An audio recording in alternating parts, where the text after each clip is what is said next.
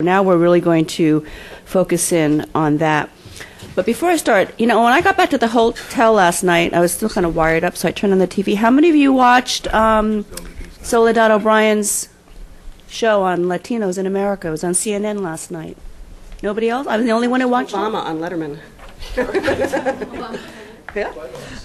Well, anyway, there's been a lot of hype around O'Brien's series, and I watched a couple hours of it before I fell asleep, and it actually was really excellent. So she did there was a whole segment on the killing of a Latino immigrant in Pennsylvania by straight A high school students, football stars, etc., and their trial. And the debate that raged through this small town between the Latino population and the white population was it a hate crime? And the whites insisted that the thing had nothing to do with racism, even though there were witnesses that heard and saw, the kind of racial statements that were made. Okay, so nobody else saw it. What can I say? All right. So this panel is on labor, and we have a really excellent panel of experts. So without further ado, let me introduce our first panelist, Cindy Hahamovich, who is a professor of history at the College of William and Mary in Virginia. She is an immigrant, having been born in Canada, came to the United States for college. Her PhD is from the University of North Carolina at Chapel Hill. She teaches 19th and 20th century American history, including courses on labor and immigration history. Her book, The Fruits of Their Labor, which I teach in my classes, Atlantic Coast Farm Workers and the Making of Migrant Poverty, was published by UNC Press. She has published work on Caribbean guest workers, and she has just finished a book on this called The Deportable Immigrant Guest Workers in Modern America. She's the reviews editor for the journal Labor and president of the Southern Labor Studies Association. She's not only an expert on guest workers and their history in the United States, but she's also done quite a bit of work on guest workers and their experiences and policies around the world, which is what we've asked her to share with us today. So, Cindy, thank you. Thanks, May, and thanks for everybody that organized this conference. I've organized them, and I know how much work it is. Oops, this laptop is knocking my pages right off the table here. By the way, I immigrated to the U.S. when my parents fled French separatist politics in 1979, just before the first referendum. So we were sort of refugees and kind of illegal immigrants. But anyway, another story. My current work, as May said, or recent work, is on the H-2 program, which is the small but controversial guest worker program that we now have, but which originated during World War II, just a few months after the Mexican Bracero program.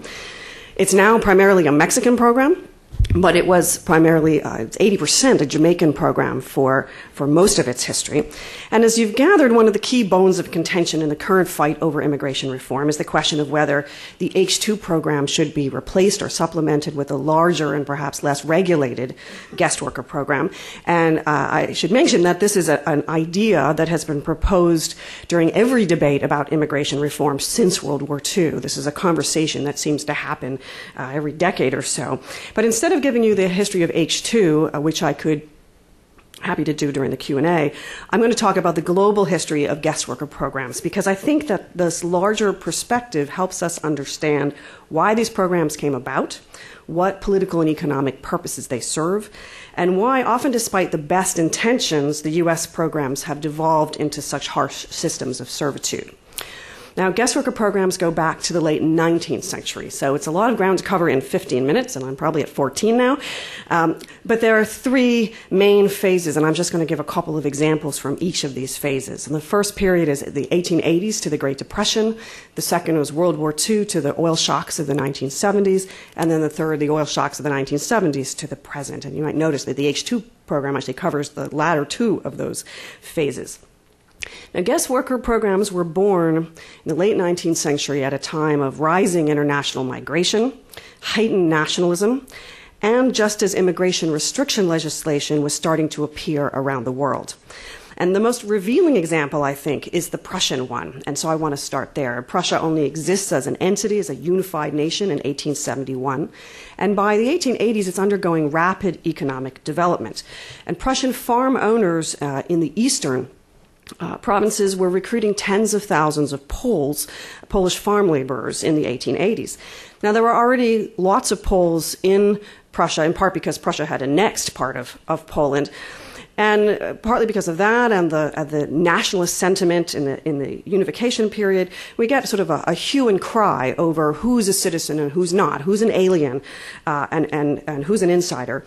And a hue and cry over what was known as the Polonization of Prussia, or the calls to repel the Slavic influence. And in fact, in 1885, Prussia responds by deporting some 40,000 Poles and by enacting harsh measures to block more Poles from coming in. And this leads, of course, not surprisingly, to complaints of labor scarcity from these Prussian landowners. And in 1890, they win a compromise from the Prussian state. The eastern provinces would be reopened to Polish migrants with conditions, and here are the conditions. Only single men could come. They had to leave every winter. They would be readmitted, but they had to carry identification cards color-coded to indicate their nationality. They were banned from speaking German, and they couldn't hold meetings in Polish. Okay, so you get the idea, right? Ulrich Herbert, the historian who's written about this, says the policy's object was to repeatedly impress upon both farm workers and the local German population that such workers were merely aliens whose presence was tolerated and that their permanent settlement in Prussia was out of the question. So I think this example perfectly captures the essence of the guest worker programs that would dot the globe over the next 100 years. It's a state-brokered compromise between employers on the one hand, who want low-wage labor, and nativists on the other, who don't want immigrants at all. And it promises immigrant workers who won't stay, who won't integrate, and who will remain concentrated in the nation's least attractive jobs. There's other examples from this early period. South Africa's system of what it calls the oscillating labor supply system that brought southern Africans to the diamond and gold mines originates around the same time and also in the midst of a unification process. Australia, in the aftermath of its whites-only White Australia policy at the turn of the 20th century, deports all its Pacific Islanders who cut cane and then reimports them on temporary contracts. So we see this happening in different parts of the world at around the same time, and then a proliferation of programs, temporary worker programs like these during World War I in France and England, and as George mentioned yesterday, in the US. And I think it's the promise of impermanence that distinguishes these programs from other contract labor schemes. There's other private contract labor schemes going on around the same time. We've seen the proliferation of indentured servitude in the 19th century. There's a huge resurgence of indentured servitude in the aftermath of emancipation. But the difference here is that guest workers have to go at the end of their term. Indentured servants usually can stay and settle. So we have a new form of labor migration that's born at the turn of the 20th century. Now, all these early programs, except South Africa's, collapsed during the Great Depression, and we see deportations rather than importation programs. Phase two begins as the world starts to mobilize in the years leading up to the Second World War. Now, World War II turns foreign laborers in Japan and Germany into slave labor. So there's a really pernicious side of the story, which I'm not going to get into. But World War II also initiates a different kind of guest worker program, and that's one in which the sending governments take a far more active role in negotiating the terms under which their citizens labor abroad. And the U.S. and Mexico are the pioneers here. In 1942, the U.S. government signed its first formal labor agreement with Mexico, which allowed for an unspecified number of Mexicans to work on American farms, and then the Caribbean programs negotiated with the British Colonial Office just a couple of months later. Now, yesterday, George, if I heard him correctly, referred to the Bracero program as an off-the-books labor supply system. But in 1942, it was very much an on-the-books system. We have to remember that these programs were being created by New Dealers who didn't like what they were doing, who weren't comfortable with these ideas, who knew that American farm workers were still in dire straits, that the war mobilization had done very little to ameliorate their condition. They didn't like the whole prospect of these programs, but they rationalized them by arguing that by protecting foreign workers with model contracts, that they could use foreign workers to raise the standards for American workers. And indeed, the Bracero program and the Caribbean program that follows it comes with unprecedented strings attached. A minimum wage or prevailing wage, whichever was higher. Worker wages for 3/4 of the term. So if you were thrown out of work by a freeze or a flood, you were still supposed to get at least a significant portion of your pay. Housing inspected that met certain standards. Free transportation to and from the U.S. There was nothing like this. Certainly, American farm workers couldn't have dreamed of this kind of a deal. And one of their complaints was, how come they get this and we don't?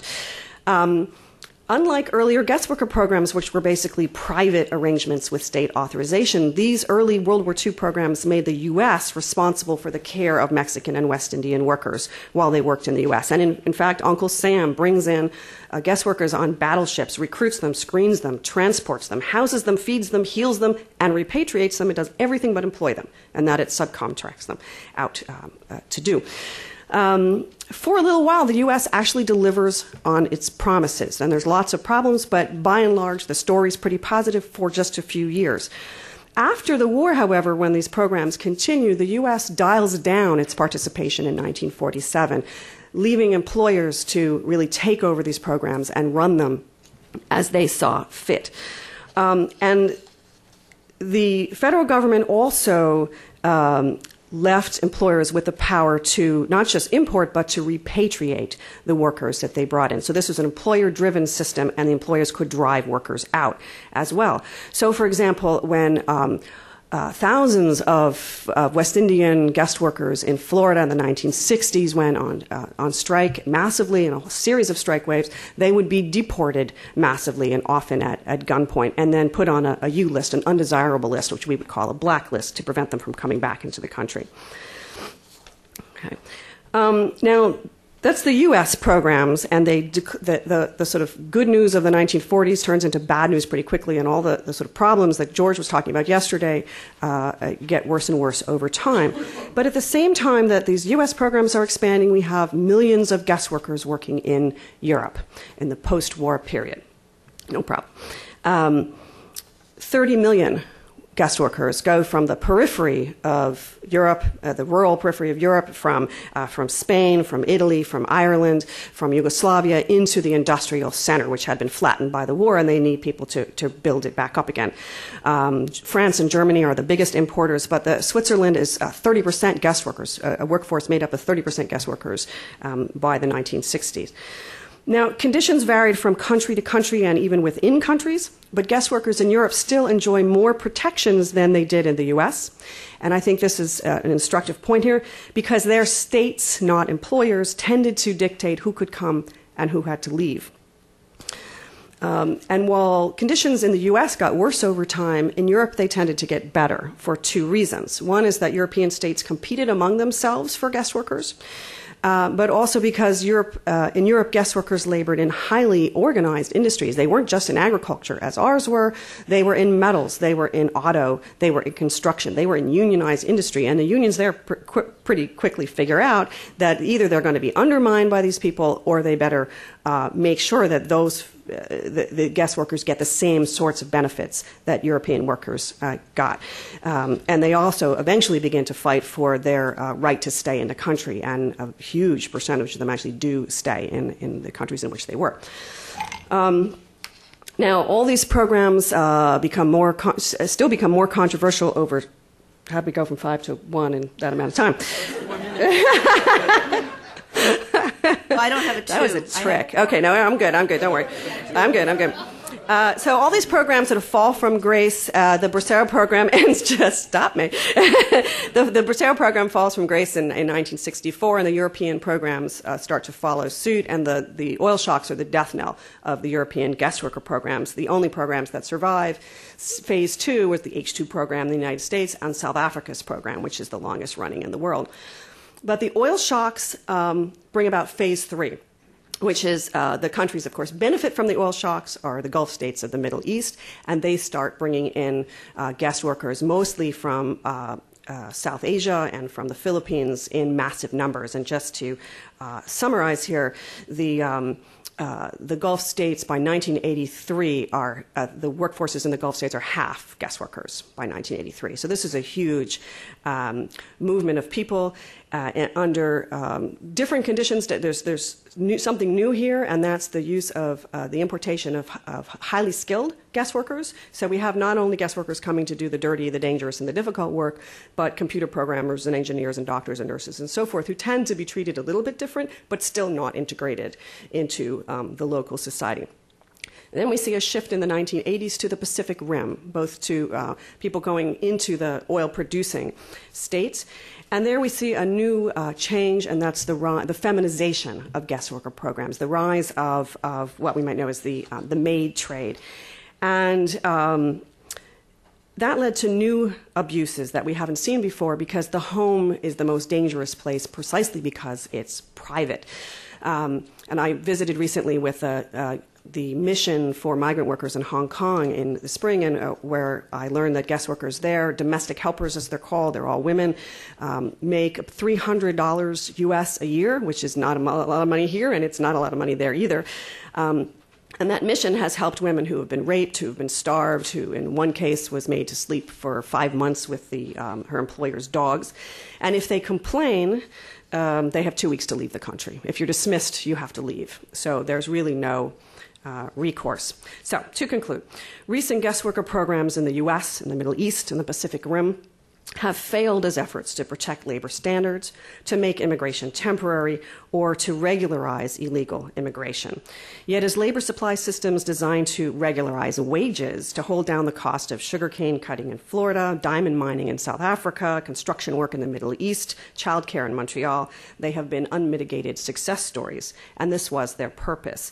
In the process, they've drawn together nations in a sort of new dependency in which the world's wealthy nations import foreigners to do their hardest, dirtiest, and often most intimate work, even as they export better-paying industrial jobs.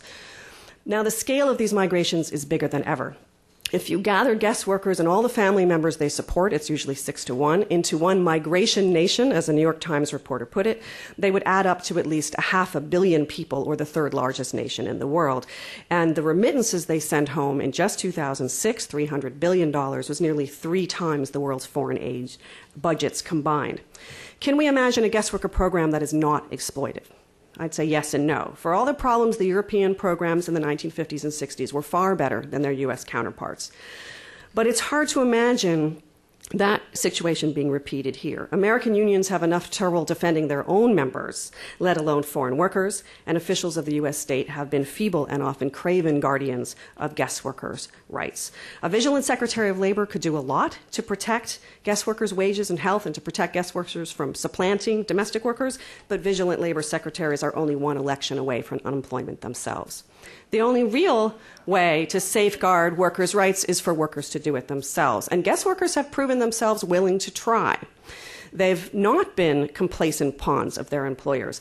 But the fact that we don't know about their organizing, their strikes, very much, that their efforts remain hidden and ineffective, was because they could be deported. And as long as employers have the right to hire and fire and deport, guest workers will remain little more than a cross-border caste. Thank you.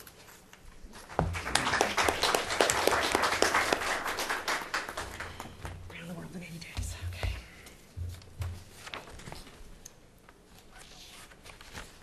Thank you. Our next speaker is David Bacon. He is a senior fellow at the Oakland Institute in California and a well-known Bay Area writer and photojournalist who's received numerous awards for his writing and photography. He's a former labor organizer, and he now writes regularly in Truth Out, The Nation, The American Prospect, The Progressive, and the San Francisco Chronicle. His books include The Children of NAFTA, 2004, Communities Without Borders, 2006, and last year, Illegal People, How Globalization Creates Migration and Criminalizes Immigrants. His latest project is called Living Under the Trees, where he's photographing and interviewing indigenous Mexican migrants in California's fields. David Bacon.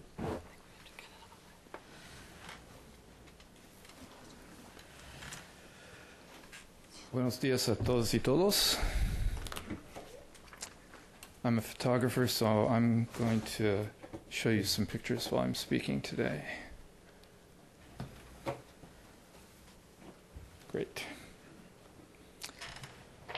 In 1986, the Immigration Reform and Control Act established a commission to study the causes of migration. And in 1990, the commission recommended that Mexico negotiate a free trade agreement with the U.S. Foreign investment would produce jobs and rising incomes, slowing migration, and NAFTA's negotiations, in fact, started within a month. But NAFTA produced migration. In its first year, Mexico lost 1 million jobs. Since 1994, 6 million Mexicans have come to live in the U.S. NAFTA let huge U.S. companies sell corn in Mexico for a price lower than what it costs farmers to grow it. Big U.S. companies got huge subsidies from Congress. Mexican farmers were told that their government subsidies had to end. As a result, people now come from Mexico's most remote areas where people have grown corn as their major crop for thousands of years and still speak languages that were old when Columbus arrived in the Americas. Mexicans were promised that free trade and cheap corn would keep food prices low. But now the price of tortillas is 3 times what it was when NAFTA passed. Well, that's great for Grupo Maseca, which is the tortilla monopoly in Mexico, and Archer Daniels Midland, by no coincidence, who sits on its board. And it's great for Walmart, which is now the largest retailer in Mexico, but if you can't afford to buy those tortillas, you go where you can. The liberalization of the Mexican economy included free market reforms that used low wages as a magnet for investment. Maquiladoras would produce jobs on the border, but wages are so low that you have to work for half a day just to buy a gallon of milk. Most workers live in cardboard houses on streets with no pavement or sewers, and that's when they're working. Today, hundreds of thousands of workers have lost their jobs because when the recession began here, people stopped buying what those factories produced. And the border is right there, so where will they go? Or if it was your family that didn't have any food on the table, what would you do? In Cananea, miners have been on strike for 2 years to stop a multinational corporation from eliminating their jobs and busting their union with the help of the Mexican government. If they lose that strike and their jobs, the border's only 50 miles north. Where do you think they'll go? The Mexican government just sent in the army to all the power plants in Mexico City and central Mexico to destroy the union there, a step towards selling off the electrical grid to private investors. Where are those workers going to go? The lack of human rights itself contributes to migration because it closes off people's ability to protect their jobs or to call for change. In fact, displacement is the most important product of neoliberal reforms and unfair trade agreements wherever they're implemented. They don't stop the flow of migrants, they produce it, and then immigration laws regulate it.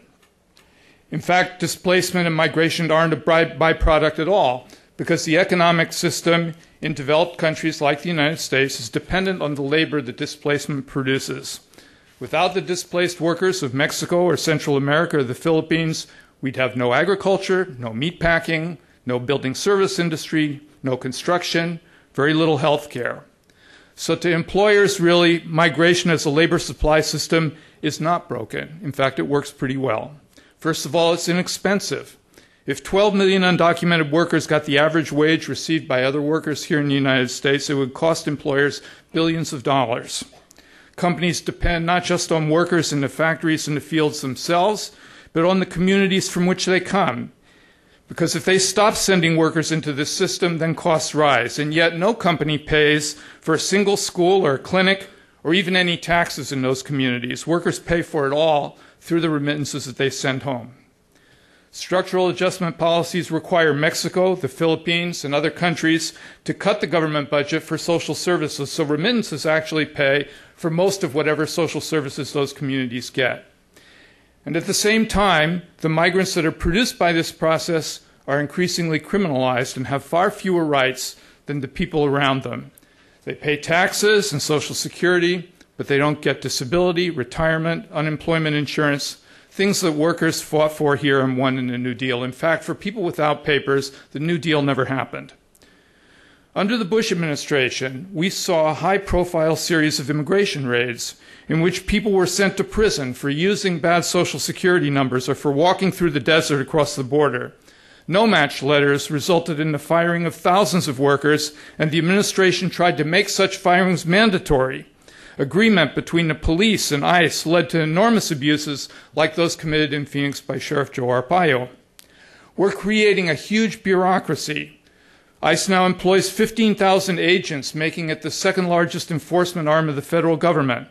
A system of privately run detention centers was built, and last year alone, over 300,000 people were imprisoned at one time or another for immigration violations, with 35,000 people in detention at any one time. Since the end of the Bush administration, immigration authorities say now that they're going to follow a softer policy. Instead of raids, they'll implement a system for checking the legal status of workers with an electronic database called E-Verify. People working with bad Social Security numbers will be fired.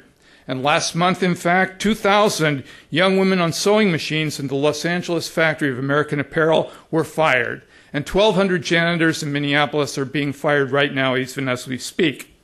ICE says it is auditing the records of 654 companies nationwide. So let me ask you, what kind of economic recovery is it that goes along with firing thousands of workers? Workplace raids and firings and E-Verify, these are all means to enforce employer sanctions. The part of the Immigration Reform and Control Act of 1986 that said for the first time that employers had to check the immigration status of workers.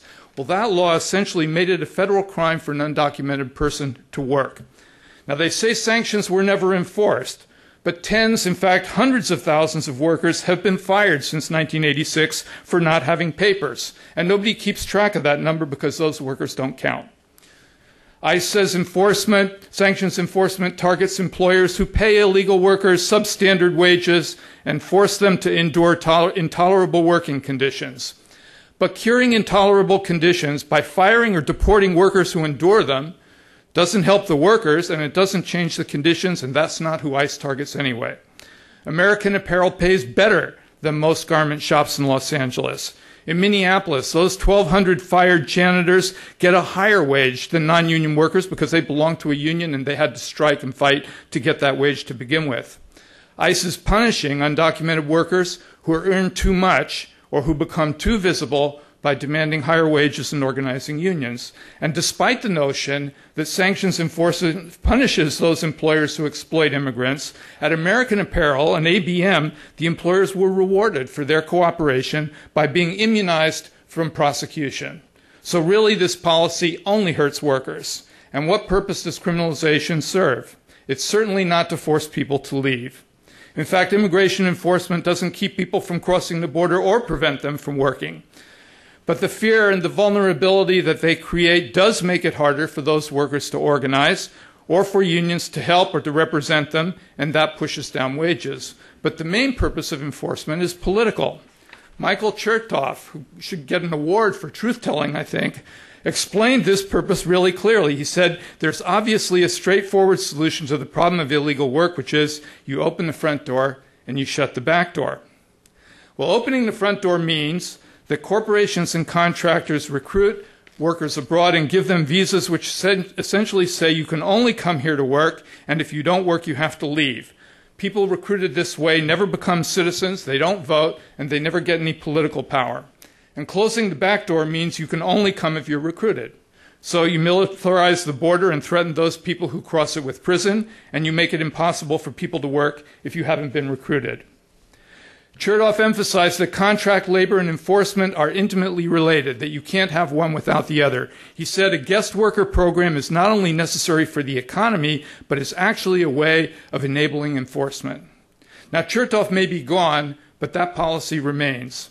Here's what that group of revolutionaries, the Council on Foreign Relations, had to say about it a few weeks ago.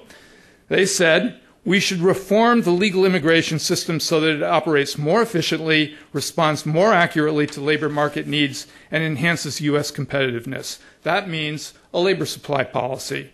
And they said we should restore the integrity of immigration laws through an enforcement regime that strongly discourages employers and employees from operating outside that legal system. And that means essentially more raids and more firings. So this is a watershed moment. I think we have to decide what direction we want to go in. Immigration policy that's based on producing a labor supply for employers always really produces two things. First of all, displacement becomes an unspoken tool of that policy because that's what produces workers. And then inequality becomes official policy. All the bills that we've seen in Congress have the same assumption, which is that immigrants, even people with visas, shouldn't have the same rights or social status as people in the community around them. And this isn't a de facto exclusion. This is de jure, written into law. We've spent 150 years trying to end legalized inequality, but this system is reinstating it. And recruitment outside the U.S. by employers or labor brokers and employment-based visas only systematizes that inequality and leads to abuse. The problems of guest worker programs, which is essentially what Chertoffs are talking about, are structural problems, I think. They can't be cured by simply more regulation or even by giving workers the right to organize unions or allowing them to transfer from one employer to another. Labor brokers essentially, well, I'll go more quickly. So what is the alternative? In 1964, the Chicano Civil Rights Movement, Bert Corona, Cesar Chavez, Dolores Huerta, Ernesto Galarza, they forced Congress to end the Bracero program. Once the program was ended, Mexican and Filipino farm workers organized a union and went out on strike in Coachella and Delano, and the United Farm Workers Union was born. So the purpose of repealing the Bracero program, in their view, was to help workers to organize. And then in 1965, those same leaders of the Chicano Civil Rights Movement went back to Congress and said, give us a law that doesn't make workers into braceros or criminals behind barbed wire. Give us a law that says our families are what's important, our communities, and that's how we got the family preference system.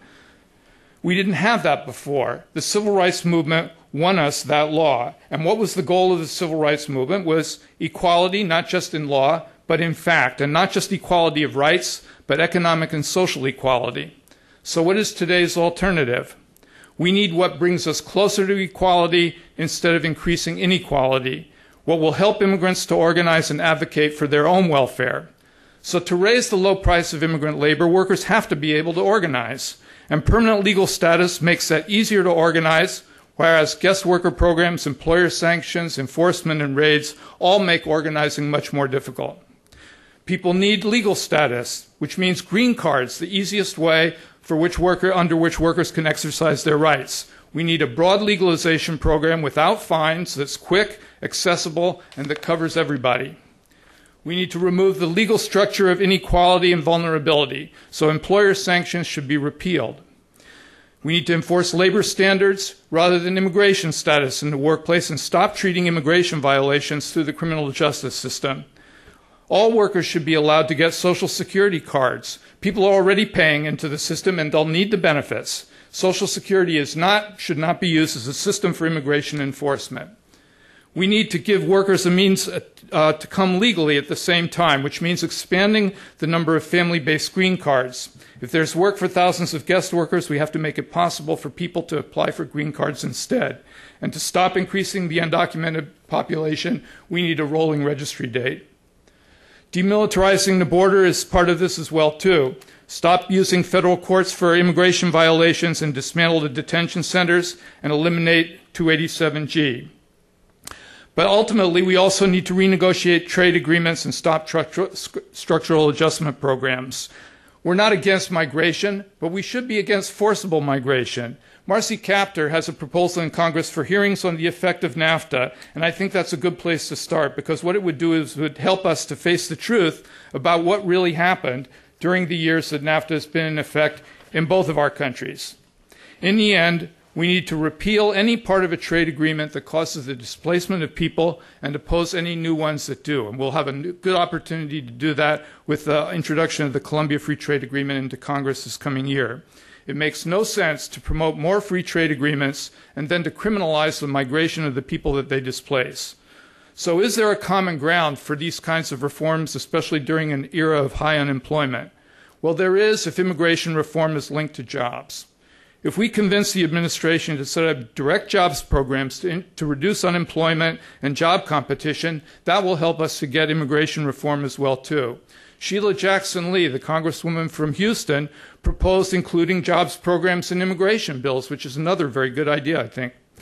We need to link at the same time organizing rights of immigrants to the Employee Free Choice Act. Without repealing employer sanctions, 12 million workers will not be able to use whatever protections that the Employee Free Choice Act embodies once it's finally passed by Congress, especially with the Hoffman decision, because at the same time as we say that we are going to fine employers for firing people for union activity, the Supreme Court has already stepped in and said, but people who don't have any papers can't be reinstated and can't receive any back pay. And this is the part of the workforce that actually has a record of the most union activity in unions, at least in California where I live, and I think in many other states as well too. So I think you can legitimately ask if any of this is really politically possible. You know, if you think about what 1955 looked like, I don't think that farm workers or braceros thought that much was going to change either. But yet, 10 years later, the bracero program was over, workers were on strike in Delano, and we had a new immigration law. So really, I think what we need is an organizing strategy that's based on fighting for what we really want, which is an immigration policy that's based on human and labor rights. Thank you.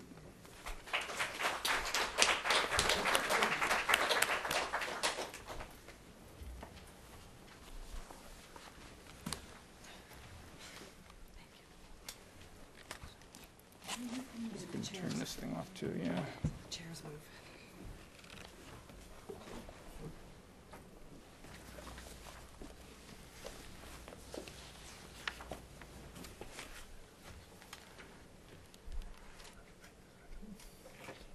Sure.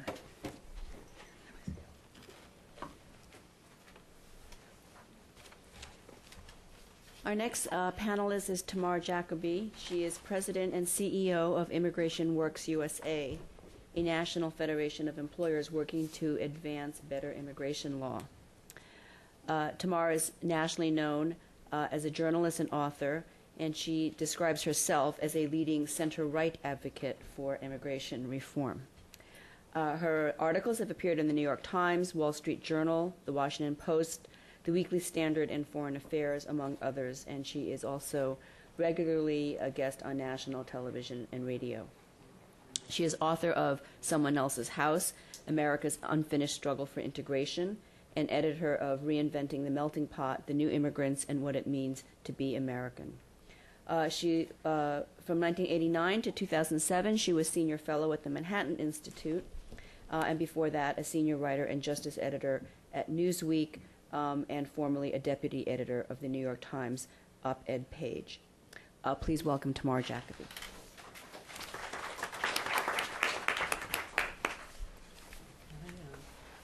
Well, maybe I can see. Yeah, do you want it? No picture. Sorry about the loss of the picture. Well, I know, excuse me, to many of you, just by virtue of my biography, I'm the bad guy in the room. I'm certainly the odd person out. Excuse me. The odd person out on this panel, and maybe in the room. But I think what I would like to do is describe the world as I see it and hope that we can then have a productive conversation. I mean, I think the world as I see it will seem very alien to some of you, but here goes. I am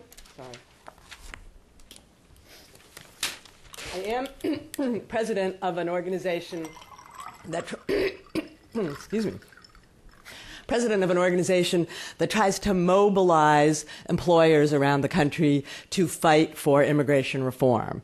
So we are talking about the employers who, yes, in some cases hire workers through the H-2 programs.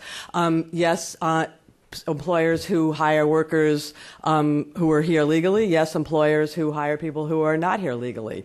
I thought it would be helpful to maybe start by explaining why I do that.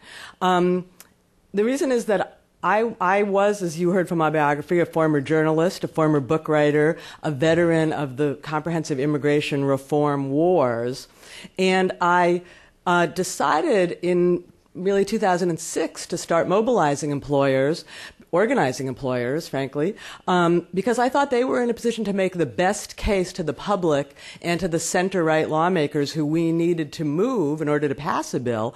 They were amongst the people in the position to make the best case to those center-right lawmakers. Now, why did I think that? Well, this wasn't, epiphanies are never as neat as they sound, but I can kind of, I can mythologize my experience a little bit as an epiphany, where I was at a dinner with a variety of employers sitting around a table with a White House official in the mid 2000s. And there was one employer who was a nursery owner from California.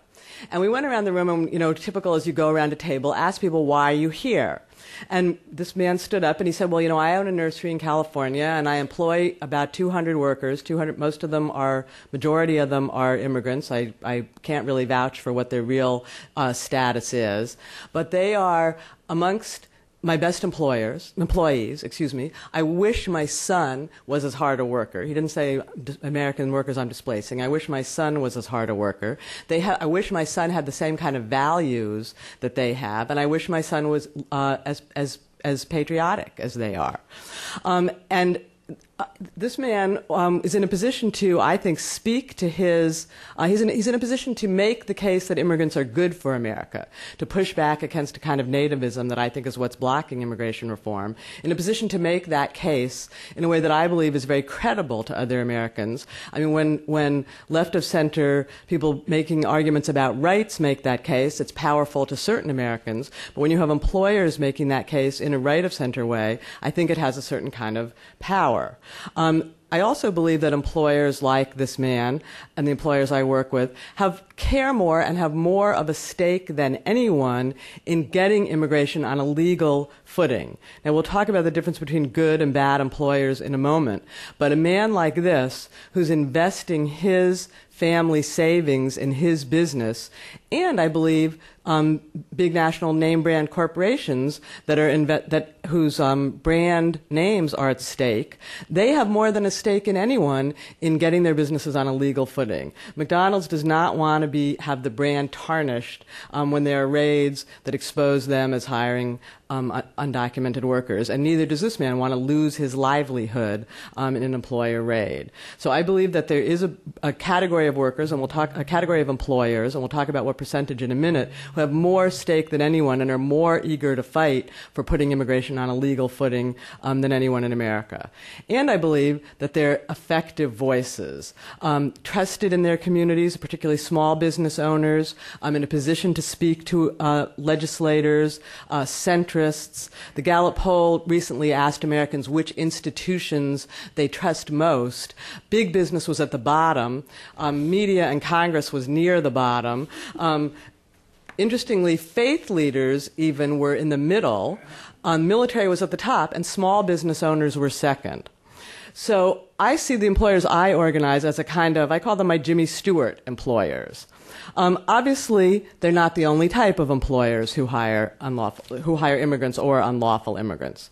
There are plenty of bad actors. There are plenty of egregious employers. I don't think I have to expand on the stereotype or the facts. We all know about sweatshops. We all know about sub-minimum wages. We all know about the situation where workers like that are used to undermine American workers. But the question is, what proportion of employers fall into my category of the good guys who would rather be legal and appreciate the workers, are in a position to make the case for the workers, and the bad guys who are deliberately exploiting them. It's my argument that most big brands actually would rather be legal. Of course, the Postville people did not rather be legal. I believe American Apparel would rather be in a situation where they could hire these workers legally. I believe, Swift and the meat companies and the restaurants and the hotel chains would all rather be in a situation where their workforces were on a legal footing. They would be willing to pay. They do, I think, run most of their workers through the legal system, do the paperwork, and would rather be confident that they were on a legal footing.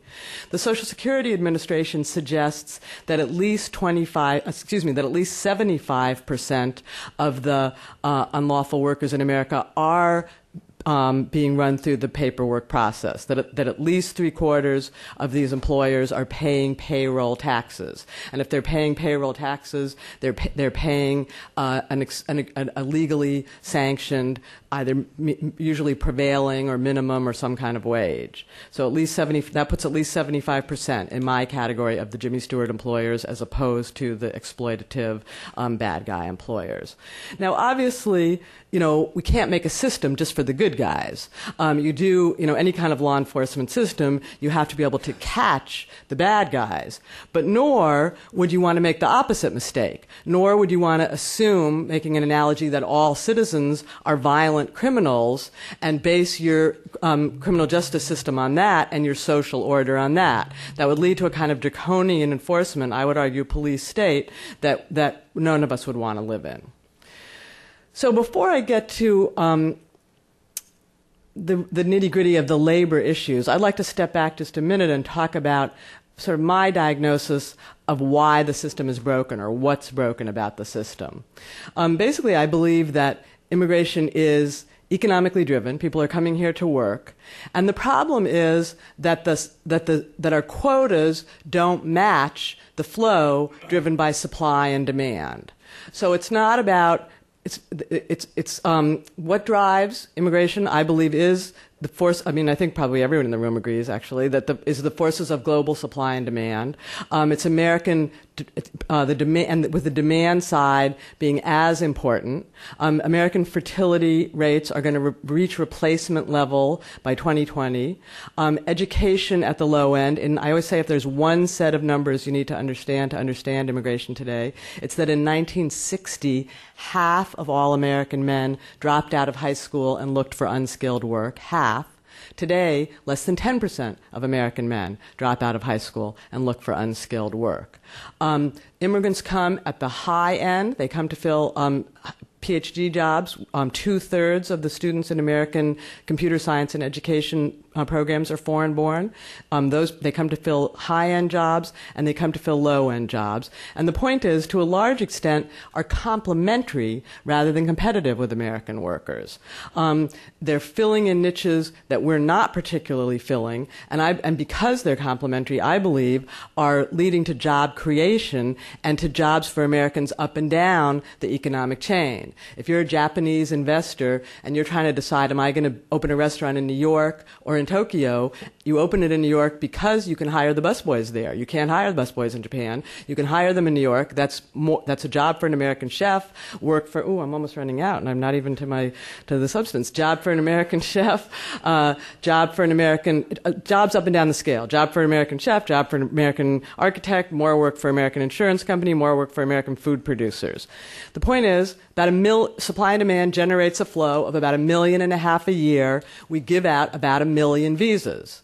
It's as if we were making steel here and making cars here and needed to import the steel, but our steel quotas were 1/3 too low. Really stupid. Not good for anyone. Not good for the immigrants, not good for American employers, certainly not good for American workers.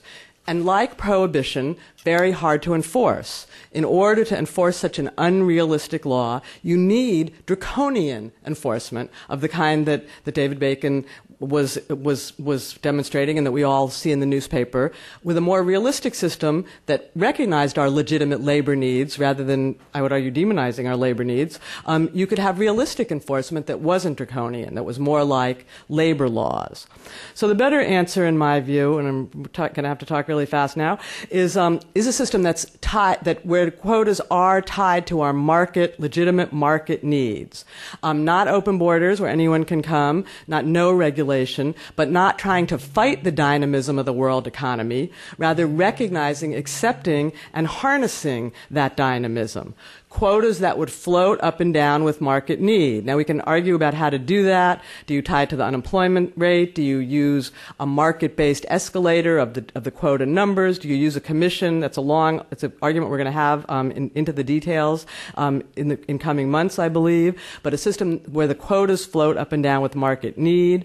I believe that the visas should be not strictly temporary, but not all green cards either. I think the system should follow what actually happens in reality, where people come for a short term initially, and then some decide to be circular and go home and come back and then eventually go home again, and some decide to stay. And you want a system that can accommodate both those impulses. I think the idea of a provisional visa, where you initially come as in a temporary way, but have the possibility of earning the right to be a citizen, is a good idea.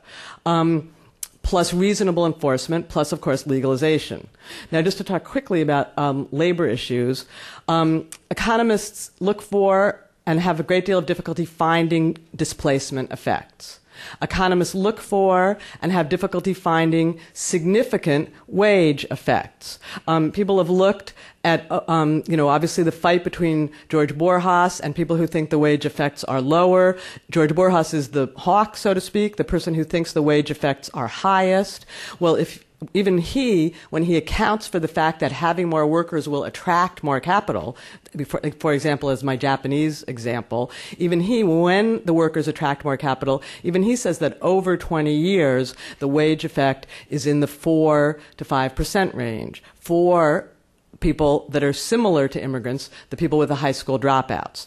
Other people not having a wage effect, the people with high school dropouts, a 4 to 5% wage effect over 20 years. That's not insignificant. Wage effects, any wage effect matters, but it's small.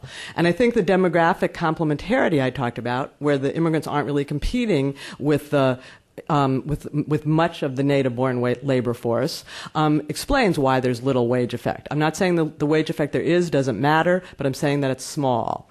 And I think if you look at educational trends, if you look at fertility issues, if you look at baby boom retirements, that would suggest that the stories my employers tell me about not being able to find enough American workers are true. That's not just a bunch of employers crying wolf so that they can suppress wages.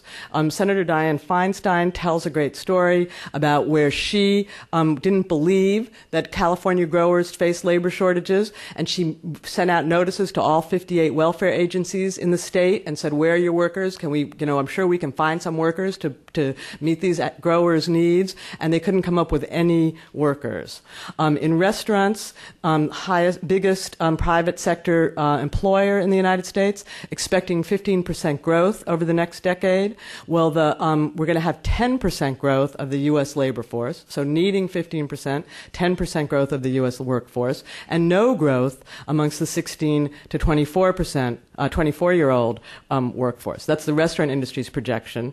No less a friend of labor than Ray Marshall has even dire projection of U.S. labor force. He says there's going to be no net increase in the prime working age native population in the next 20 years. So, how are we going to grow the economy without workers? How are we going to grow the economy without immigrant workers? Yes, on labor issues, obviously, we need reasonable wage floors. I don't think my employers, any of the people I'm organizing would disagree with reasonable wage floors. Yes, we need reasonable procedures to make sure that employers try to find American workers first. Yes, we need portability. You have to be able to take your visa and tell your employer, the conditions here don't work for me. I'm moving to the company next door where I can get better conditions. Portability is the ultimate right. It's like voting. It's the thing that you can use to get everything else you need. Employers, and portability is, I believe, necessary. And arguably, maybe most important, we have to make sure that unlawful workers can't get hired, because those are the real people who are going to undercut the workers' situation. But the best way, the only real way to make sure that unlawful workers don't get hired is to have an adequate supply of legal workers, and to have a reasonable, not overly burdensome legal program or procedure that employers can use to hire legal workers. Because otherwise, we're just going to come back to the situation we have now, which is where employers go the illegal route. And again, the problem with the illegal route, that's the thing that undercuts bad for immigrants, that's what undercuts American workers, and that's what necessitates the draconian enforcement that we all deplore. Okay, I was going to talk a little more about wages. I'll save it for Q&A.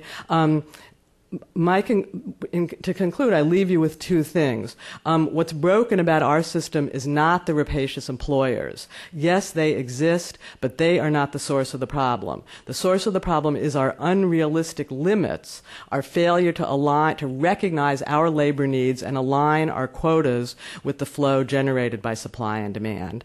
And over-regulating the labor market or overburdening employers who hire immigrants is not going to solve the problem. It's only going to perpetuate the illegal system, undermining American workers and necessitating draconian enforcement of the kind that none of us welcome.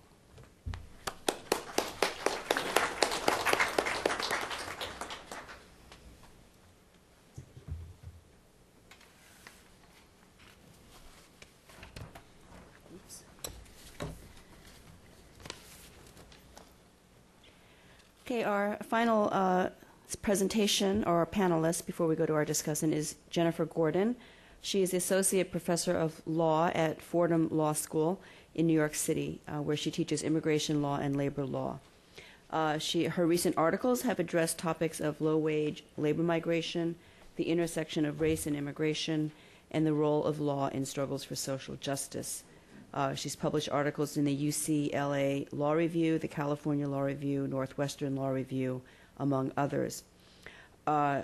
She's maybe well known to you for her book, Suburban Sweatshops, The Fight for Immigrant Rights, published in 2005.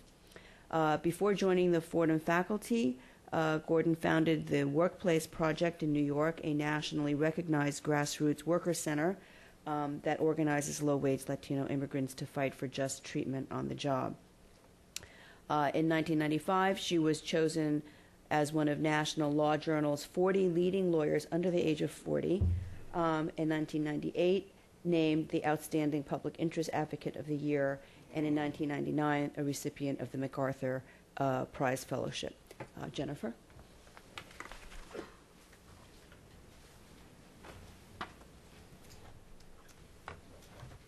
I want to return us to thinking about what I think really can be fairly characterized as the recurrent challenge of this conference, which is how you think about a redesign of labor migration to deal with what David Gutierrez called this morning the exploitation, or he called the hyper-exploitation of both native-born and migrant workers in the context of the current structure of global capital. And I want to do it in a way that I actually think is not unresponsive to some of the issues that Tamar raises, in the sense that what I have to propose, I think for what Tamar would call the Jimmy Stewart 75%, might actually be a perfectly satisfactory response. But first let me say, if from the perspective, what I'll call a decent work perspective, from the perspective of people who are trying to figure out, who care less about the status of the worker and more that every worker be treated decently, decent working conditions, decent wages, surely there are a few more depressing stories than the stories that both Cindy and David told, right? Both guest work and employer sanctions are stories of efforts to initially, as Cindy just told us, in the context of the New Deal, a guest work program was, sorry, thanks. A guest work program, is that better? A guest work program was, the guest work program was initially an effort to protect both guest workers and native workers through a series of higher protections for guest workers intended to keep them from replacing native workers. Employer sanctions, both well-intentioned and cynical. Guest workers, eventually, those protections, I think most people would argue, over time became cynical.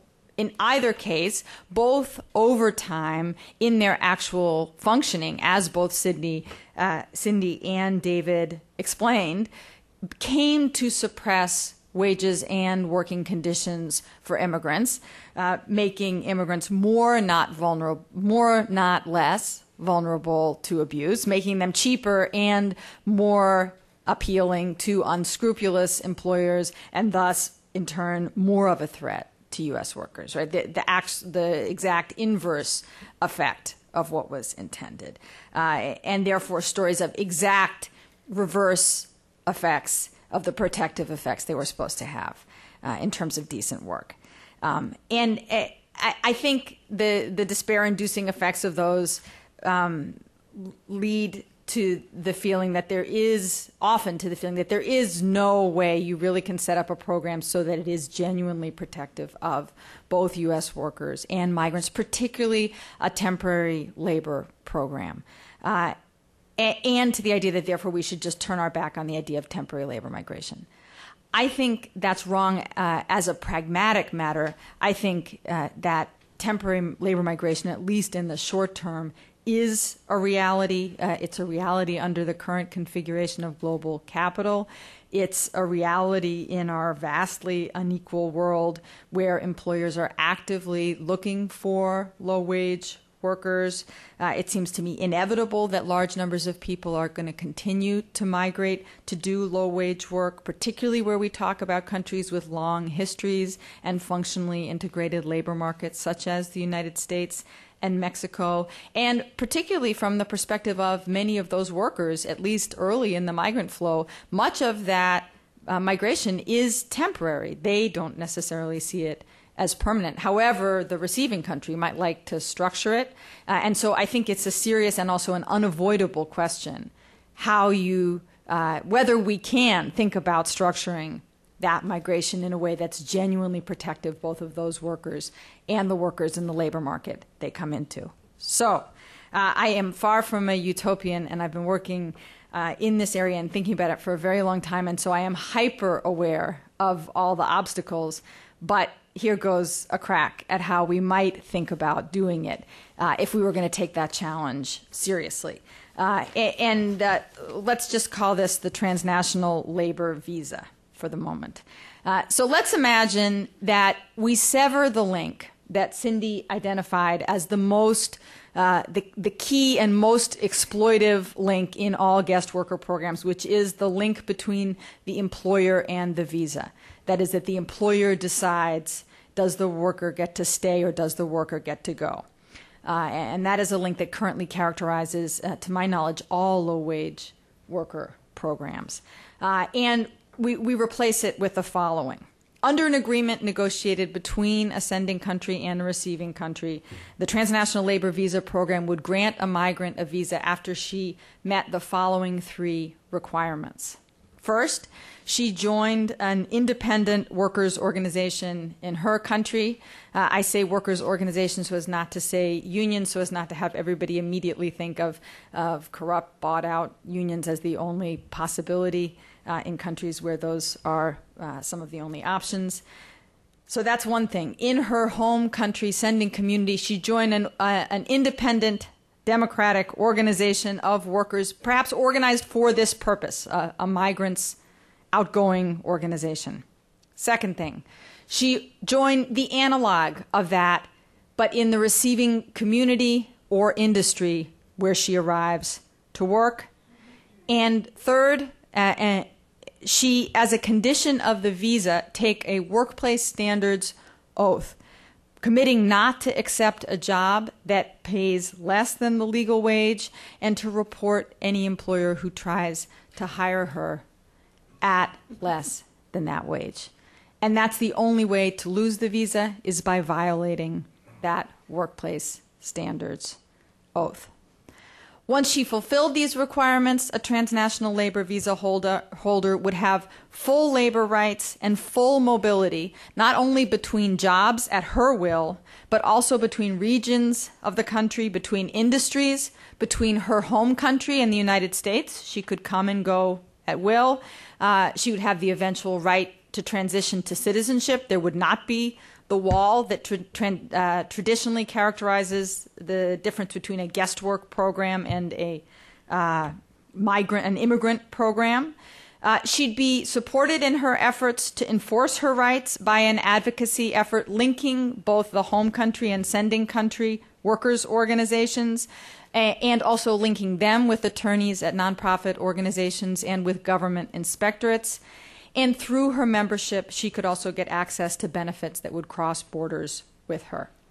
The core idea here, obviously, is to look at the ways that labor migration is currently structured to undermine labor standards, the work that Cindy and David presented to us, and to propose an alternative design that builds in to the very structure of the labor migration program incentives for the enforcement of labor standards, while also making it quite simple for employers to get access to workers, but at a fair wage. Now, that's the broad structure and something of a fantasy. The question is about moving into the realm of policy.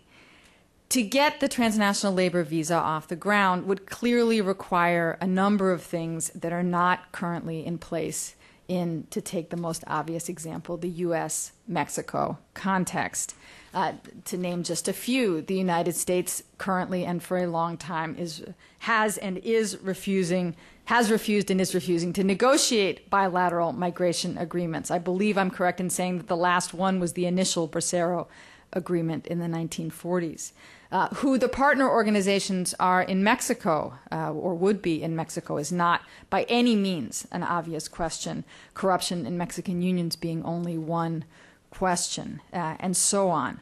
But there are other examples, or at least emerging experiments elsewhere around the world that I just want to touch on, that at least partially capture or provide some seeds of hope, or ground in reality what I'm talking about.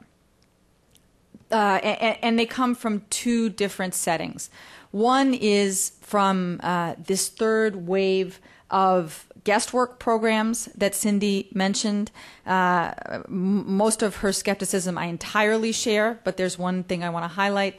And the other is from a new generation of union-to-union programs organizing migrants at both ends of the migration stream so they remain what I would call labor citizens no matter where they are in the process.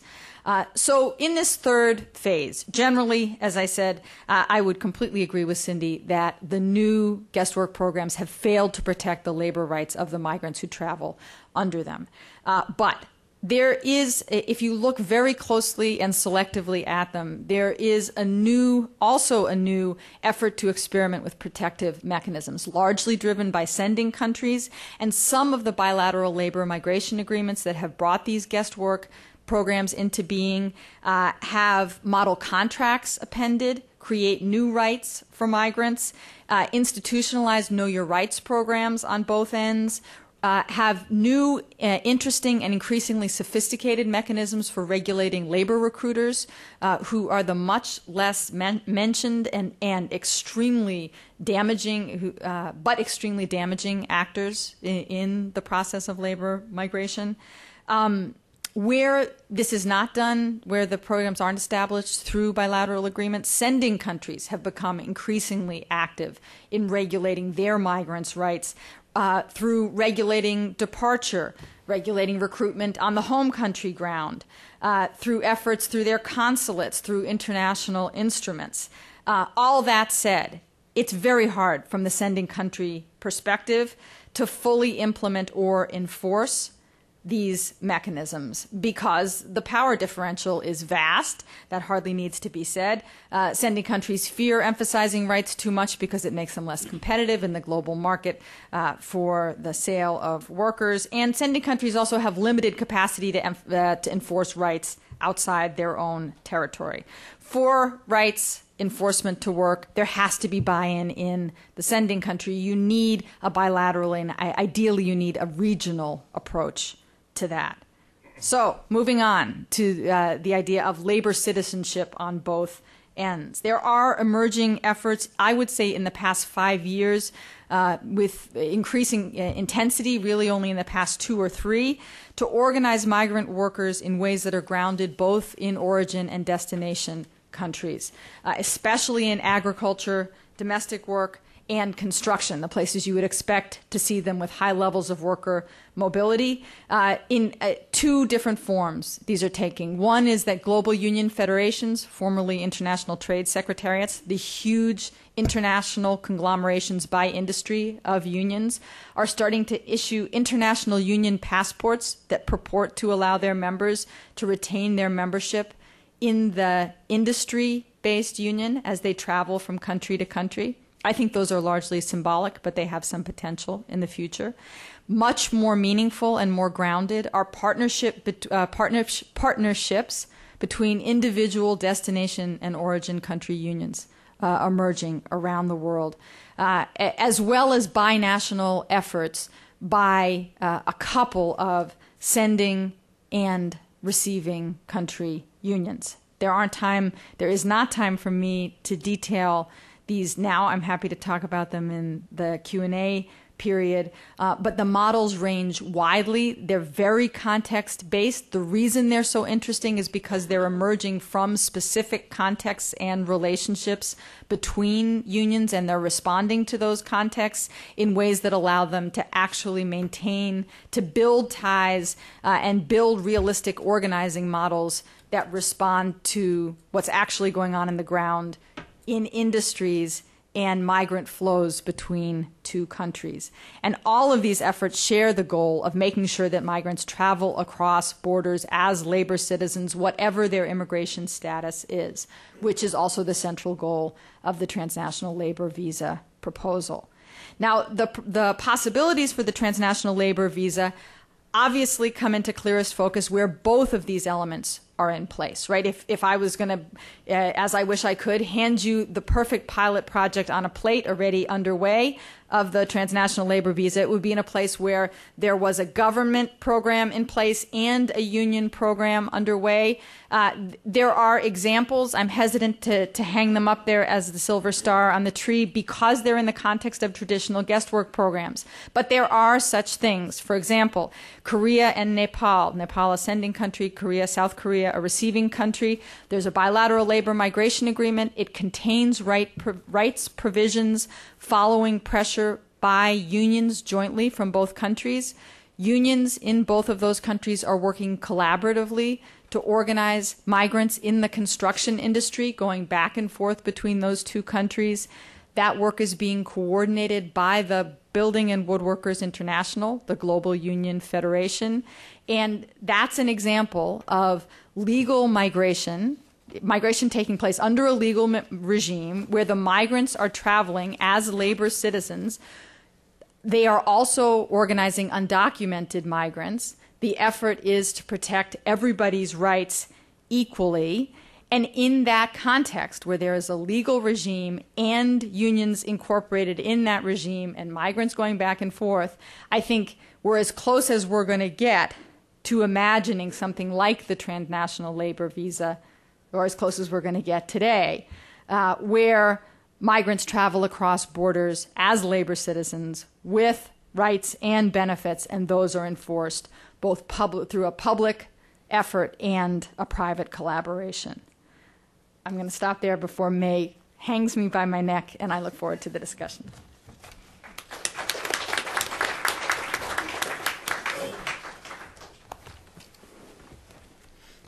Thank you. All right, so we've had some really informative and stimulating presentations. So for our comment, we have my old friend, Mustafa Chesti, who is now director of the Migration Policy Institute's office at NYU School of Law. An attorney, he was educated at St. Stephen's College, Delhi, the University of Delhi, Cornell Law School, and the Columbia School of International Affairs.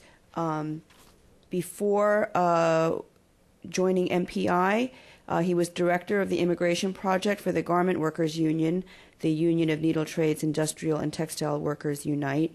When I knew him, it was the IIGWU, so that's how far we go back. He's currently serves on the boards of directors of the National Immigration Law Center, the New York Immigration Coalition, and the Asian American Federation.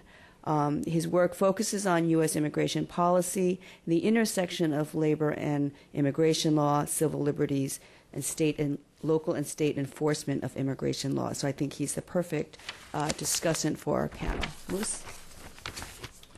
Thank you, Mayor. I thought if you read my entire bio, it would take away 1 minute from my time At least 1 minute. that you so judiciously execute here. Thank you so much. I mean, how can one respond to a panelist of this caliber, whose work I have studied for a long time, and whose work I respect so much, and many of them are close friends. But that's the job of the respondent. So let me do quickly the needful. First of all, I think Cindy's is the first time I read her paper, and those of you who haven't looked at the history of the guest worker programs, it's an excellent summary of how these programs have evolved since the middle of the 19th century, not only in the United States, but abroad, and basically highlight for us that this is a continuous phenomenon, and it's going to stay with us no matter what we think about the phenomenon. And I think she issues a very important cautionary note, is that unless these flows that we now accept are going to be taken for granted are met with some strong labor protections, we are headed down the road to a picture which is going to be an unlikely a pretty picture. But even in this pessimistic historical perspective that she draws, I couldn't help note that there were three elements which tell us that even in these programs, there's hope. First, I think for the first time I've heard someone actually point it out in these specific terms, that the first 5 years of the Bracero program in our country was seen as high point of labor protections. I think none of us remember that. Secondly, I think when she points out that when European unions decided to ensure the rights of foreign workers and give them the right to strike and to organize, it vastly improved the position of the guest workers in Germany. And the last thing, actually, she points out that the less the dominant control of employers over the scheme of foreign workers, the more labor-friendly these schemes can be. So there's always, obviously, good examples, even in the temporary worker programs around the world. David is almost unique among our colleagues. I think in his journalistic and ethnographic way, he tells us a compelling story about the current reality of labor migration. I think more than anyone else that we know in this field, he documents and puts a human face on a reality that scholars and policymakers only can intellectually understand. And I think I was very intrigued by his paper and the presentation today, that he especially talks about the unintended consequences of policy which have nothing to do with immigration but have huge immigration implications. The position with respect to NAFTA, I think, was particularly compelling, and I think the unintended consequences of the 1986 law and the criminalization of our immigrants after 1996 law is a telling point of how people get different consequences than we thought of policy that we were invoking. But description of the problem is very clear and compelling in David's view. The solutions, I'm afraid, are more problematic.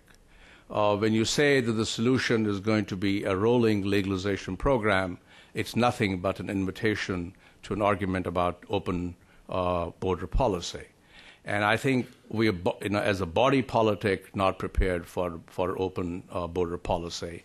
But as a former labor lawyer, I think we all have to think that no matter what you think about the domestic labor force, when you have an uncontrolled supply of labor, at some point you have to think about the saturation point of the domestic labor force and its impact on domestic workers.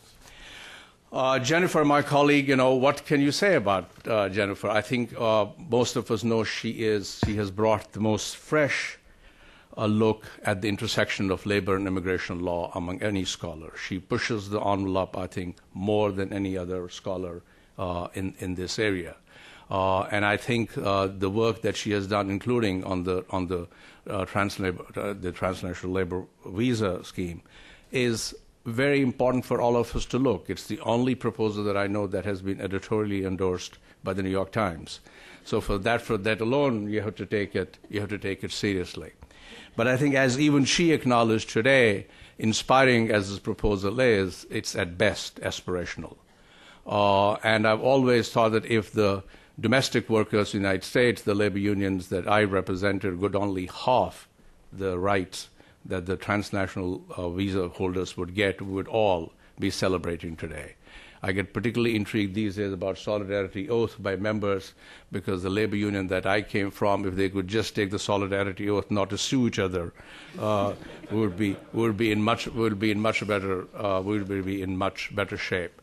But I think towards the end of her paper, I think the examples that she raises about the phenomenon that is happening in the rest of the world, about many of these programs, and if we took strands of them and put them into pieces of our new immigration policy, I think we could have a significant elements of a coherent immigration policy. So for that, I think it is really important to note her paper. You know, Tamar has challenged most of us as we have entered this field, and she has challenged us today. I don't disagree with actually a lot of Tamar says, but I do know a few things about employers. And I know that even if you talk about Jimmy Stewart employers of the country, they always have disproportionate power. And they always want to pay as little as they have to. We don't have to build a police state of regulation, but we know that we are lacking in regulation. We know that the labor force has been essentially left unattended for a very long time, both for lack of regulation and for lack of resources. And therefore, I think to say that we can't have more regulation today, when we look at both the farms of the country and the Wall Street that we just experienced, I think is no longer a tenable phenomenon. We need a much more robust system of regulation in our labor migration stream than we have had in a long time. I think what really was, what I felt curious about reading these papers and hearing all these today, is that history really teaches us a lot in this. I mean, just because the guest worker programs of the past year have this huge legacy of abuse, that does not foreclose the possibility of reform. I think just because we don't have to accept the elements that were discredited in these programs in the past in our future. I think we all acknowledge today, and we acknowledge in a good part of the conference yesterday and this morning, that this phenomenon is going to stay. We're going to have labor migration both for push factors and for pull factors. The issue is with everything that we have learned about history, what are we going to do about it? We can just feel, bad about the lessons of history and say, well, let's just talk about the lessons of history and not draw any new policy arrangements from that. But I think even from what you heard among the four panelists today, there is actually a grain of common thinking that can be part of a decent immigration policy. And let me just tie out in 2 minutes what that would be. It's actually strangely, it's odd that we talk about this Woodrow Wilson Center, and May talked about the task force that had been established with Senator Hart yesterday for his bill in 1965. We did actually establish a task force at MPI, which we did jointly with the Woodrow Wilson Center, and produced a report. Coincidentally, the chairman of the task force was the president of the Woodrow Wilson Center, Congressman Lee Hamilton, and it struggled with all these challenges that we looked at today, and basically came up with a phenomenon which would not surprise me, because Tamar was a member, is somewhat say, look, we have to have a policy which matches the reality. And to me, the most compelling reality which made me change the position about foreign guest worker programs is that the world has changed in one significant way, is that circular migration, living in more than one place, about 20 or 25 years ago, was a phenomenon known only among the jet set. It's no longer a phenomenon known among the jet set. Working class people, middle class people are quite comfortable living in two places in the world. They don't have to make their living and their entire life in one place. As Alex Alenikov, who was here yesterday, constantly likes to say, we no longer live in a world where Einstein would come to Princeton and live there for the rest of his life. what is true of Nobel Prize winners actually is increasingly true of low-wage workers, that people see their place in life as belonging to more than one place. So therefore, having a phenomenon which would give people the right to settle here and at the same time establish circularity, I think is extremely important as we go forward this debate. To me, there are three elements, I think, to the debate as we go forward, which I think should become the central points of a reform. One is we need a obviously restructured selection system. We need a totally new regime of labor rights. And increasingly, we need a new approach to the enforcement of labor rights. On the selection system, Tamar hinted to some of them. We can think about whatever the vocabulary is. And please, for God's sake, vocabulary does kill this debate. The moment we use the B word for bracero, A word for amnesty, and C word for commission, the debate is essentially lost. So you can talk about A, B's, and C's, and we never get to the heart of the question. So if we don't use temporary worker, don't use bracero, but think about workers essentially as they come in. And here I want to point out, we don't give green cards to almost anyone directly in the United States these days. Almost everyone who comes on an employment visa has traveled through a temporary worker stream. Almost everyone who comes even through family-based visa has traveled through a conditional visa that they get if they marry someone for less than 2 years. So we already have built in this is kind of a buffer zone between entry and permanent residence in our immigration system today. There's no reason why we can't just build on that. That workers should be allowed to come, they should have complete portability, and they should have the right either to stay and become permanent residents at the end of 3 or 6 years, or if they choose to go back, they should go back to their home country, but go back with Social Security earnings that they've earned here. We could do that with bilateral arrangements. And if they will return after a few years, they should have the right to come back. But central to this is a totally new, different labor rights regime, which I think Jennifer is absolutely right on, that has not been in the center of our immigration policy today. And the elements of that, I don't have too much time, and I want to leave for question and answer. A is obviously the portability. The second is the private right to action. I think most people don't know temporary workers just do not have right to bring a lawsuit in this country. Now, that's a huge issue. You should have the right to bring an action, and you should get the lawyer's fee attached to you so that you have the ability to bring an action. Third is that we have to make absolutely sure that all labor laws apply to all workers. That means right to organize, right to strike, and the prevailing wage applies to everyone, as to immigrant workers, as to U.S. workers, and that's the only way we can have a common floor. And the last great example is sort of the new mechanisms for enforcement of our rights. And Jennifer, I think, here has touched on some very important models in the world. And in her this paper and another paper I studied of her recently, I think we all understand that despite our best efforts, we will probably never have enough labor inspectors in the country to enforce our immigration law. So these new innovative mechanisms for enforcement, I think, is all something we have to look at. You could have collaborative arrangements between employers and workers' organizations, but more important, between agencies in the Labor Department and the people in the worker organizations world, whether they are unions or worker centers, essentially to become force multipliers in this fight that Jennifer likes to call sometimes the problem from hell. So I think these are sort of my quick comments on response to the panel of what we might see as the common strands as we build an immigration policy in the future. Thank you.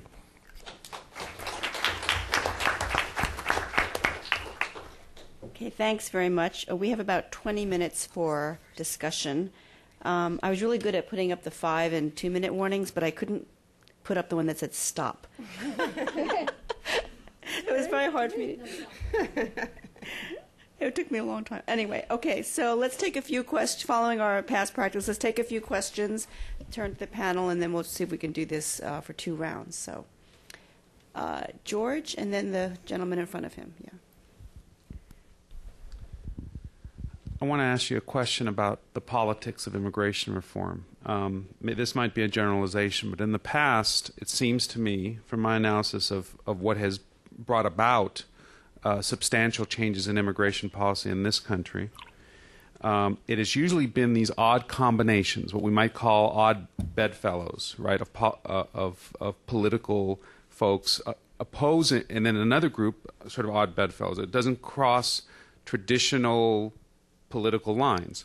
So for the most part, again, this is a generalization, those advocates for immigration, changes in immigration policy that have usually won out have basically been a combination of employers, some group of employers, with what I might call racial ethnic organizations of the past. That's changed over time what those organizations are, but that combination has proven to be successful, and opposing them have often been certainly nativists, but also usually labor unions. And so my real question is, what has changed? What is the most significant things that have changed in that politics, and how might that play out in different ways as we move forward in this next round? You asking me or? Are you collecting questions? Oh, yes, that's a great question. Yes, the gentleman here. I want to bring up, I guess, something we talked a bit about yesterday and try to tie it into this. Oh, sorry, I'm Phil Wolgan from UC Berkeley. And I guess I'm interested in how the panel feels, or how the panel feels that family reunification rights fit in with these labor rights that we're talking about. Because I think, as we brought up yesterday, yes, we have a labor-based system, but a lot of visas still do go to family rights. So I'm interested in how those two fit together, especially when in 2007 we saw heavy criticism of the points system because it would curtail so many of these family rights. Okay, let's take one more. Yeah, Mark? Mark Rosenblum. I have a question about, I think several people have talked about whether we should have employers, what the proper role of employer recruitment is, and whether employers, through recruitment end up with some ownership of the visa. And my question is, assuming that we don't go down Gary's route of open borders, we're going to have limits. So we will be having, we're going to set quotas that are going to limit the level of employment-based immigration. And I think one of the reasons that we have employer recruitment now is that we're skeptical of the government's ability to sort of find the sweet spot that allows enough migration for the economy to thrive, but limits migration at the level that protects U.S. workers. And so we've created this idea that we're only going to recruit immigrants when no U.S. worker is available. And the way we measure that is by letting employers decide if a worker is available or not. So I guess I'd like, maybe Jennifer or, several people on the panel to comment on, if we should keep that concept of only hiring immigrants when U.S. workers aren't available, and if employers should be part of how we measure that. I'm not sure the answer is yes to that, but if not, does that mean that the government needs to play a more decisive role in setting numbers and setting them by sector of the economy and or by region, and can the government do that sort of accurately to hit that sweet spot? Okay, so would you like to start? Let me tackle the last question, because it's the only one I can remember at the moment. There's long been a process for trying to, let me back up a bit and go back to Tamara's point about, can you get enough workers to fill the jobs that are open? And I think Ruth addressed that point yesterday in saying there's no magical market where there's exactly the right number of employers and exactly the right number of workers that you can measure unless you set a wage. You have to say at what wage, right? And there has long been a process, and it's exactly the process that employers hate. In the H-2 program, they say it's so bureaucratic, to try to determine, is there really a labor shortage, which is the Labor Department's job, and what wage do employers have to advertise, and under what conditions do they have to set in order to declare a labor shortage, to get it certified is the language of the process. But this system was sort of set up as a sort of trust from the very beginning. It was rigged from the very beginning, where employers the Labor Department would basically go to organizations of employers and say, is there a labor shortage? And lo and behold, they would always say, yes, there's a labor shortage. And then you'd have to advertise. They'd set a very low wage at which you advertise. And then when lo and behold, nobody shows up, then you say, indeed there is a labor shortage, and then magically there would be, thousands of Jamaicans waiting in the Kingston airport with toothbrushes, ready to get on a plane. And employers would have invested an enormous amount of money and time into recruiting those workers, getting them screened, paying for their visas, building men's-only barracks for them to live in. They have no incentive to hire locally once they've gotten into the sort of guest worker track. So I think that we have a system that's been created over a process of years to deal with exactly these sorts of questions, and it's resulted in the bureaucracy of the H-2 program that employers don't want. And even that system has allowed for all kinds of abuses and exploitation, despite the bureaucracy, despite all the oversight that's embedded in the program and so forth. So if you remove the bureaucracy, what exactly do we get? The politics of reform is a really interesting question, and I don't think I can address the question of what it should be. But what I'm struck by is how much things have flipped from the 1950s, when it was Democrats talking about the wetback invasion and calling for more money for the Border Patrol, and Republicans talking about open borders and border crossing cards. And it was very much the reverse. The consistency has been... and by the way, and you had the National Farm Labor Union, which was the old Southern Tenant Farmers Union. They were being the Minutemen at the border. They were at the border doing citizens' arrests. So everything was totally backwards. And yet the consistent thing has been the support for the employers' involvement in trying to get access to low-wage labor. That's the one thread that we can draw, that we see 1942 to the present, or earlier. David? Well, I think that everybody on this panel shares, the same concern to begin with, which is to ensure that migrants coming here have rights. And so, to begin with, for people to have rights, they have to have choices. There have to be alternatives. So one of the rights that we haven't really talked about here is what people talk about a lot in Mexico these days, which is the right to not migrate. What kind of economic development and what kind of political changes have to take place in Mexico for people to be able to farm, for people to have jobs. Another one is the question of the people's ability here as migrants to work or not to work. We haven't really talked about how you define what a guest worker is, and I think this is an enormous area of confusion, especially because the terminology changes from year to year. We have essential workers, we have temporary workers, we have necessary workers, we have guest workers, we have future flows. It's just constantly changing language. So let me propose something here. What concerns me are those programs in which employers recruit outside the U.S. and in which people have to work in order to stay once they're here. I think those are the two very important characteristics. So looking at the first one, a program that's based on recruitment, let's just look at what happens right now today. Forget the history for a second. Rafael Santiago was murdered in his office in Monterrey by enganchadores who were upset because he was beginning to look at the use of the blacklist and eliminating the blacklist and the power of the enganchadores to control the visa supply. In Guatemala, we are putting people who were the head of death squads during the Civil War in charge of the recruitment of guest workers because they are the people who have power in those communities where the guest worker recruitment is going on. And we haven't talked about debt peonage. Workers at the Signal International Shipyard in Pascagoula who paid $15,000 to $20,000 for a visa to come here. How can somebody be free as a worker here carrying that kind of debt load? Which goes to this next question, which is the ability of people to be unemployed, I guess you would say, right?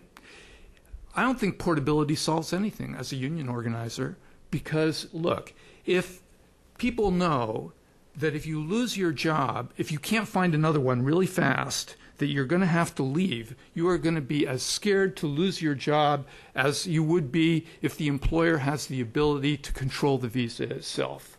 So just simply saying that take the visa out of the employer's hands, I don't think cuts it. I think you have to have a situation in which people can stay here whether they're working or not. What happens if somebody gets disabled at work, for instance? Smithfield. What happens to all those workers in that plant there that went out because they got carpal tunnel? And all of a sudden, under this idea, you'd be deportable if your visa was dependent on a work requirement. But the last one is, I think, the issue that Jennifer raises, which I think is really important, which is the right of workers to organize and the kinds of organizations that workers belong to. The way in which the wages of immigrant workers are going to go up in this country is if workers are able to organize. I don't think that controlling the labor supply is an effective means of ensuring that wages go up or down. The times in our history where workers' wages have gone up have been the times, as Ruth said, have been the times when workers were able to organize unions. So it's really a critical question as to whether workers belong to unions here or in the countries that they come from. But what kind of unions? What kind of unions? I have real reservations about, for instance, the contracts that unions are beginning to look at in agriculture here in this country that essentially mean recruiting people in Mexico, and unions either monitoring the recruitment or doing the recruitment, because I think that it becomes very hard then for those unions to go on strike against growers in the United States to push wages up if at the same time they're trying to convince those same growers to get workers from whatever program it is that they are either monitoring or they are in charge of. So I think that we have to make sure that we don't compromise the ability of unions to act as working class organizations that defend workers' interests. Yes, we want unions in Mexico to be concerned about the fate of migrants here in the United States, and they're not right now, and that's a big problem even for progressive unions in Mexico. And we certainly want unions in this country to be concerned about the rights of migrants. And we, as people have pointed out here, our labor movement goes back and forth or up and down on whether immigrants are seen as enemies or as people who can possibly join the union and the source of union strength or dues. And that kind of goes to the final question here, which is the coalition. How do we get progressive immigration reform here? And I'll be frank, I don't think that we are going to get immigration reform in this country that defends the rights of migrants based on a coalition between unions and employers, because I think that we have fundamentally different interests here. I think that we need another kind of coalition if we want progressive immigration reform. I think we have to look at the coalition between African Americans and Latinos. We have to look at unions and immigrant communities. In other words, a coalition at the bottom, because that represents the needs of a majority of the people here. It doesn't necessarily immediately mean that we can win a battle in Congress next year. But if we keep on living in this little box that says we can't talk about anything that we can't get Congress to pass next year, then we are going to get forced into a situation in which we have to trade more enforcement and guest worker programs for a very limited legalization. And I think that that is a bad deal. It's going to haunt us in the same way that the 1986 law haunts us now, which after all, we remember the amnesty, God, it seems so great compared to anything that's on the table now. But what else have we had to live with as the price of that deal? And the people who fought against that bill, the Simpson-Mazzoli and the Simpson-Rodino bill in the early 1980s, were right. Were right, because they kept on pointing to that, I don't think it's unintended consequences. I think they were kind of intentional consequences, but whatever. Intentions are not really relevant here. It's really what the effect of it is. So we need another kind of political coalition that makes a more fundamental and progressive change possible.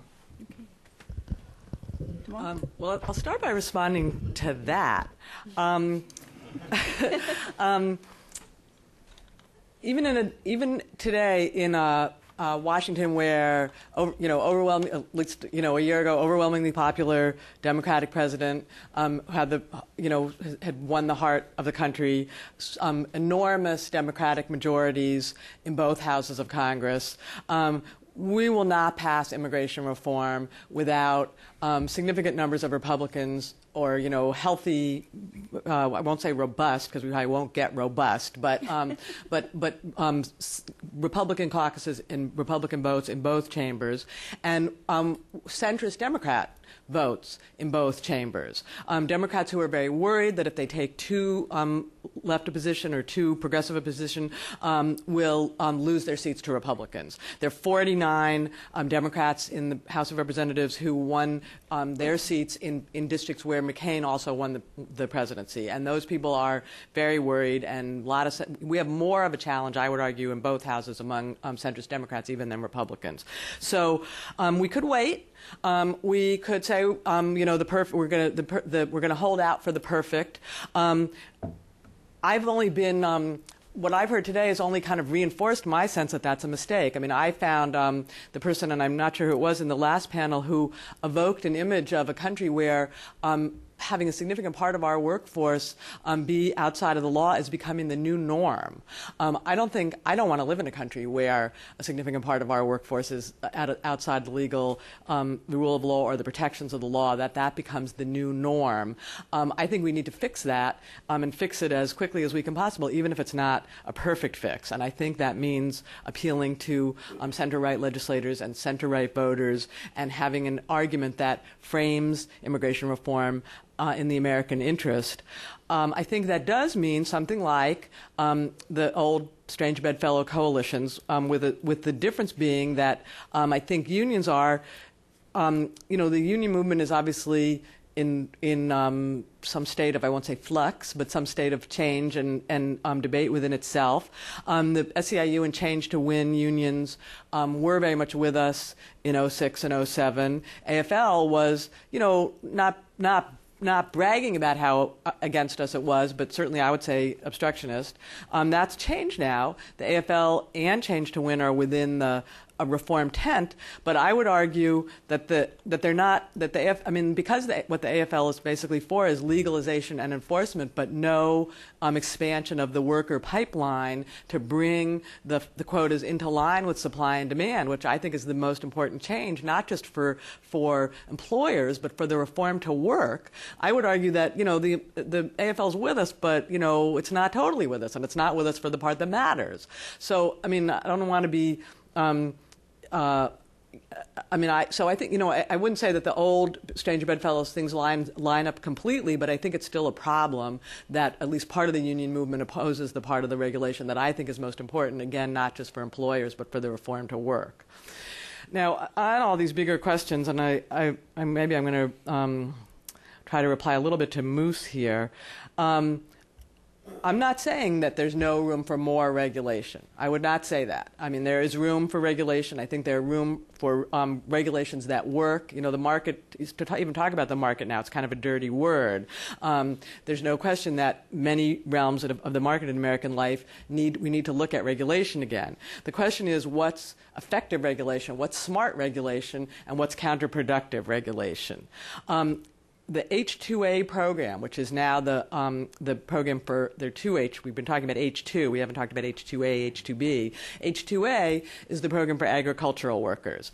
I would argue, and the employers I represent would argue, and I would argue that the H-2A program is so regulated that it's basically not used by employers. Something like 5% or less than 5% of agricultural employers actually use the H-2A program, although it's uncapped, and you could potentially get the workers you need, but it's so regulated that people don't use it, and 70%, upwards of 70% of the farm labor force in America is unlawful. So they're outside of any protections because we're aiming for a kind of regulation that, I would argue, we can, I don't know if I would even use this phrase, but you might use, the perfect is the enemy of the good. I'm aiming for a kind of regulation that means that people don't use the program at all. So if you're going to have regulations that are so onerous that people are going to not use the programs and then they're totally outside the law, I don't think that accomplishes your aim. On the question of wages, and again, I could take up a lot of time here, wages can only go so low. because of globalization, but also because, I mean, you know, farm workers, wages go so low, they move the farming to other countries. Any industry that you can move, the wages go too low, they move to other countries. But even industries where you can't move the industry, you can't pay a worker more than he produces in terms of his productivity. To do that means that you eliminate the job and you eliminate the economic activity. So, you know, they're just we can talk about raising wages, we can talk about wage regulation, but there are limits to how far you can prop it up. I'm sure we can have a big argument about that. I'll leave it at that for the moment. On the question of employers and Mark's question, and I know it wasn't exactly addressed to me, but do employers get the right? Should employers be the people who bring temporary workers or provisional workers or any kind of workers here? I think, again, the answer there is to try to separate sponsoring the visa from owning the visa. And I think the way you do that is with portability. I mean, I agree that employers shouldn't be able to send people home, if they don't behave as they like. But I don't think that markets can create, I mean, that the governments can create a supply that is going to be adequate to the labor needs and respond to the labor needs in an effective way. Okay, we're actually run out of time, and I know people want to go to lunch, but I did want to give Jennifer and Moose a chance to comment briefly before Telegraphically, I think you have to deal with family immigration separately. That's telegraphically. I don't think you can just deal with labor immigration and that will somehow take care of family immigration. I think, no surprise, allowing employers to say what the level, whether there's a labor shortage is a mistake. I also have doubts about the technocratic commission solution, although I think it's a better alternative than letting employers to say it. I think the real key is trying to figure out a way to maximize awareness of job opportunities in a way that's real, right? You got to break through network hiring, but also recognizing, and I think the government has a role to play there, although they've played it pitifully, right? I mean, theoretically, that's what the government does by publicizing. When it publicizes job opportunities, it just doesn't do it in a way that matches how people are actually hired. And I think that's one piece of the puzzle that needs to be thought through. But I think we also have to recognize there are other obstacles to people being actually applying for jobs other than not knowing about them, including stigma and the wages themselves, and that none of this is static, that it's a cycle, right? That if there are successful efforts, either by regulation or organizing to raise wages, then all of a sudden jobs become attractive that weren't before, and you have a new answer to the question about what the market is. I don't want to spend too much. First, on the family, I think I agree. Family should be kept separate, but people who come through the family unification visa process, I think we have to assess their impact on the labor market in determining how many people we need to bring through the labor employment schemes. The response to the first question is what has changed. I mean, I cut my teeth in the 1986 law, and all I can tell you, this is a much bigger tent today than it was in 1986. It's a huge new coalition, and labor unions are a huge, important change in that dynamic. When I was lobbying this in the 80s, there were precisely 2 labor unions in the country which favored any rights to undocumented workers. Today, most labor unions support undocumented workers. That's a huge shift.